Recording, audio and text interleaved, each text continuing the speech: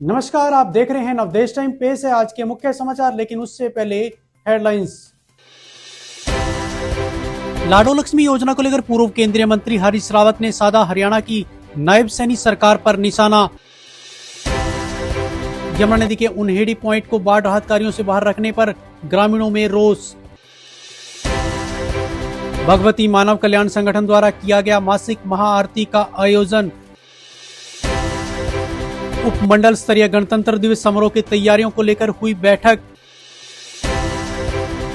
गांव जमालपुर व बीड़ बलसुआ में हुआ स्वास्थ्य जांच शिविर का आयोजन। अब खबरें विस्तार से।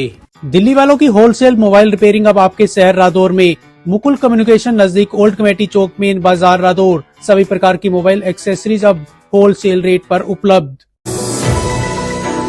पूर्व केंद्रीय मंत्री व कांग्रेस के वरिष्ठ नेता हरीश रावत ने आज रादौर के गांव धोलरा में कांग्रेस नेता सतीश सांगवान के निवास पर पत्रकारों से बातचीत में हरियाणा की नायब सैनी सरकार पर लाडो लक्ष्मी योजना को लेकर तीखा हमला बोला है।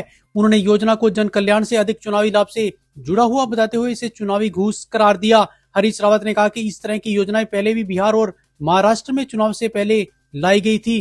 उन्होंने सुझाव दिया कि सरकार को योजनाओं की राशि रोजगार सृजन और खेती में सब्सिडी पर खर्च करनी चाहिए। वहीं इस दौरान उन्होंने कांग्रेस में गुटबाजी स्वीकार करते हुए कहा कि 2022 में उत्तराखंड और 2024 हरियाणा में सत्ता के करीब पहुंचकर चूक हुई, लेकिन पार्टी इन अनुभवों से सीख लेकर संगठन को मजबूत करेगी। ये एक प्रकार की चुनावी घूस थी। सत्यता तो ये है कि ये एक प्रकार का खुला भ्रष्टाचार था। बिहार में भी उसी फॉर्मूले का इस्तेमाल किया गया, महाराष्ट्र में भी उसी फॉर्मूले का इस्तेमाल किया गया। अब जब समन्वय की बात आ रही है, आर्थिक समन्वय देखने की बात आ रही है, तो फिर इनको दिक्कतें खड़ी आ रही हैं। उसमें जो है आप अनप्रोडक्टिव वर्क में, आप उत्पादक कार्यों में लगाइए, आप खेती को प्रोत्साहित करने के लिए सब्सिडी करिए, आप हस्तशिल्प को प्रोत्साहित करने के लिए, व्यापार को प्रोत्साहित करने के लिए सब्सिडी दीजिए। लेकिन आप यदि उपभोक्ता कार्यों के लिए सब्सिडी देंगे तो फिर उत्पादन के काम में कौन लगेगा? जो उत्पादन के काम में लगा हुआ है वो अपने को ठगा सा महसूस करेगा।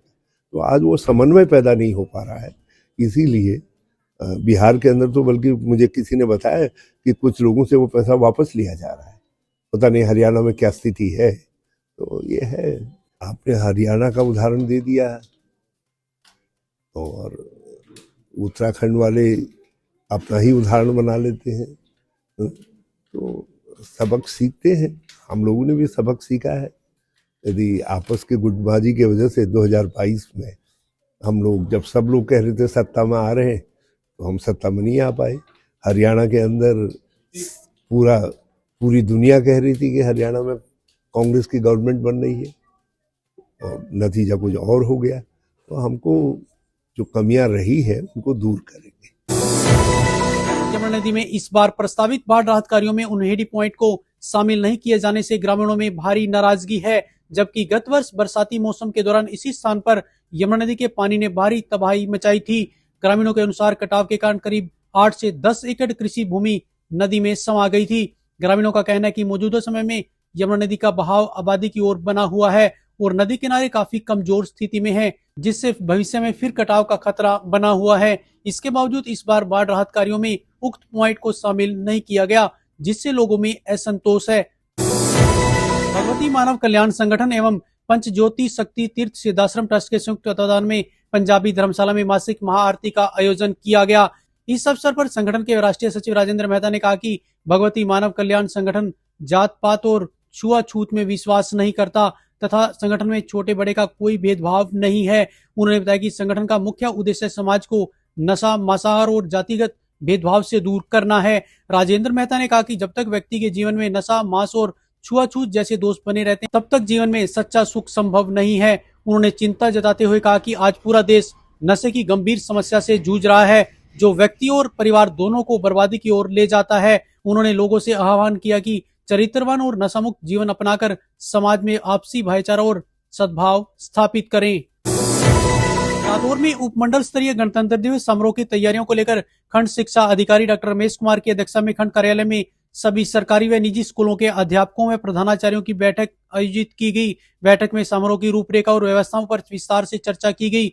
खंड शिक्षा अधिकारी डॉक्टर रमेश कुमार ने बताया कि उपमंडल स्तरीय गणतंत्र दिवस कार्यक्रम में क्षेत्र के सरकारी व निजी स्कूलों तथा कॉलेजों की टीमें भाग लेंगी। उन्होंने जानकारी दी कि आगामी 20 जनवरी को Mukundlal senior secondary school Radaur में प्रथम रिहर्सल आयोजित की जाएगी। रिहर्सल के दौरान parade, yoga, karate, dumbbell PT, lezim और विभिन्न सांस्कृतिक कार्यक्रमों का अभ्यास किया जाएगा। उन्होंने बताया कि सभी कार्यक्रम उपमंडलाधीश नरेंद्र कुमार के निर्देशन में संपन्न कराए जाएंगे। नवीन जिंदल फाउंडेशन की ओर से गांव जमालपुर व बीड़ बलसुआ में स्वास्थ्य जांच शिविर का आयोजन किया गया, जिसमें संस्थान की मोबाइल मेडिकल वैन के माध्यम से 136 लोगों के स्वास्थ्य की जांच कर उन्हें निःशुल्क दवाइयां उपलब्ध कराई गई, जबकि कुछ लोगों के रक्त की जांच भी की गई। सांसद कार्यालय प्रभारी एवं पूर्व IAS अधिकारी धर्मवीर सिंह ने बताया कि सांसद नवीन जिंदल का स्पष्ट संकल्प है कि कोई भी ग्रामीण या आम नागरिक इलाज के अभाव में परेशान न हो और आर्थिक कारणों से किसी को स्वास्थ्य सुविधाओं से वंचित न रहना पड़े। मोबाइल मेडिकल यूनिट इसी सोच का सशक्त उदाहरण है, जो स्वास्थ्य सेवाओं को सीधे लोगों के घर द्वार तक पहुंचा रही है। तो ये थे आज के मुख्य समाचार। ताजा तरीन खबरों के लिए जुड़े रहें नवदेश टाइम के साथ। नमस्कार।